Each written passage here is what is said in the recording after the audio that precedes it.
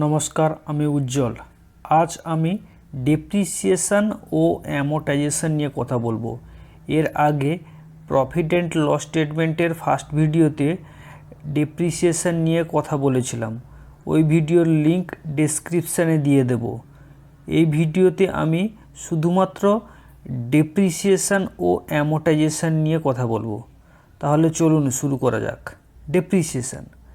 Depreciation বোঝার আগে আমাদের ফিক্স অ্যাসেট কি ওটা বুঝতে হবে। তাহলে কোশ্চেন হচ্ছে ফিক্স অ্যাসেট। ফিক্স অ্যাসেট অনেক রকমের হয়, যেমন ল্যান্ড বা জমিন, plant and machinery, equipment, building, furniture, vehicle, computer and accessories. স্ক্রিনে আপনি যে সমস্ত পিকচার দেখলেন এগুলো ফিক্স অ্যাসেটের মধ্যে পড়ে। সময়ের সঙ্গে সঙ্গে ফিক্স অ্যাসেটের ভ্যালু কমতে থাকে।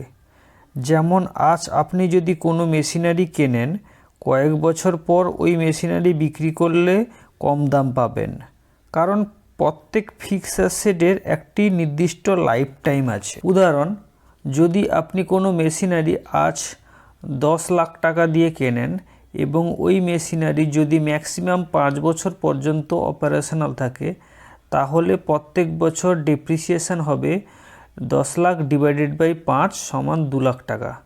ওই মেশিনারির ভ্যালু প্রত্যেক বছর 2 লাখ করে কমতে থাকবে এবং 5 বছর পর ভ্যালু শূন্য হবে।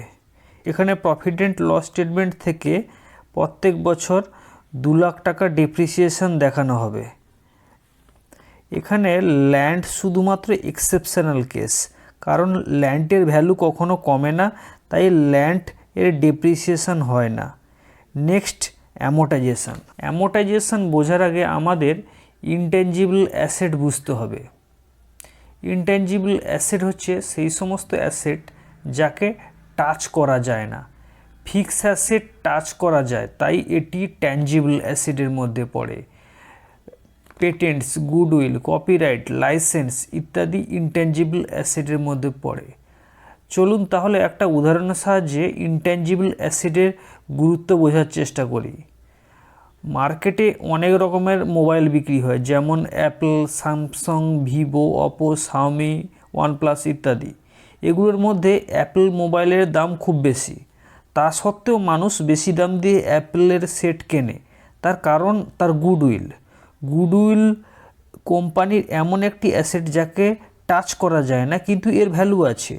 এছাড়া অনেক ব্র্যান্ডেড প্রোডাক্টের গুডউইলের জন্য মানুষ বেশি দাম দিয়েও ওই প্রোডাক্ট কেনে। এই সমস্ত ইনট্যাঞ্জিবল অ্যাসেটের সময়ের সাথে সাথে ভ্যালু কমতে থাকে, যেমনটা ফিক্স অ্যাসেটের ক্ষেত্রে হয়। ফিক্স অ্যাসেটের ক্ষেত্রে ভ্যালু ডিক্রিজিংকে ডেপ্রিসিয়েশন বলে এবং ইনট্যাঞ্জিবল অ্যাসেটের ক্ষেত্রে ভ্যালু ডিক্রিজিংকে অ্যামোর্টাইজেশন বলে। চলুন একটি কোম্পানির কোয়ার্টারলি রেজাল্ট দেখা যাক। আইটিসি এর কোয়ার্টারলি রেজাল্ট দেখতে হলে সবার প্রথমে গুগলে সার্চ করতে হবে আইটিসি কোয়ার্টারলি রেজাল্ট। এরপর আইটিসি এর অফিসিয়াল ওয়েবসাইটের লিঙ্কে যেতে হবে। এখানে প্রথমে দেখা যাবে financial result for the quarter ended December 2023। এটি লেটেস্ট কোয়ার্টারলি রেজাল্ট। এর রেজাল্ট সেকশানে এসে কনসলিডেট পিডিএফ ডাউনলোড করতে হবে। এরপর প্রফিট অ্যান্ড লস স্টেটমেন্টে এক্সপেন্সে আন্ডারে দেখা যাবে ডেপ্রিসিয়েশন অ্যান্ড অ্যামোর্টাইজেশন এক্সপেন্সেস। এখানে ফার্স্ট কলামে ডিসেম্বর 2023 এর রেজাল্ট আছে। এটাই লেটেস্ট রেজাল্ট। এখানে ডেপ্রিসিয়েশন ও অ্যামোর্টাইজেশন হচ্ছে 459.45 CR। এখানে সমস্ত ফিগার CR-এ আছে।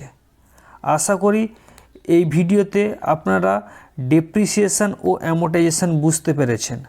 যদি এই ভিডিও ভালো লেগে থাকে তাহলে লাইক করুন এবং শেয়ার করুন এবং চ্যানেলকে সাবস্ক্রাইব করুন। জয় হিন্দ।